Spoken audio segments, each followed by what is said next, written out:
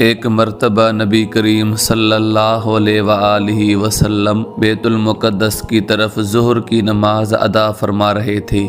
2 رکعتیں بیت المقدس کی جانب ہو چکی تھی کہ رخ انور کو آسمان کی طرف اٹھایا اور دل کی گہرائیوں کو جاننے والے مالک کی بارگاہ میں اپنی رضا کو پیش کر دیا کہ اے مولا، میرا تمام دین ابراہیمی ہے تو میرا قبلہ بھی ابراہیمی فرما دے۔ زبان مبارک سے عرض نہیں کی بلکہ اپنے رخ انور کو بار بار آسمان کی طرف اٹھایا تو اللہ تعالیٰ نے حضرت جبریل علیہ السلام کو حکم فرمایا کہ میرے نبی کریم صلی اللہ علیہ وآلہ وسلم کی بارگاہ میں میرا پیغام پہنچا دو کہ اے میرے محبوب، جس میں تیری رضا ہے اس میں میری رضا ہے، بس اپنے چہرے انور کو بیت اللہ کی طرف پھیر لے۔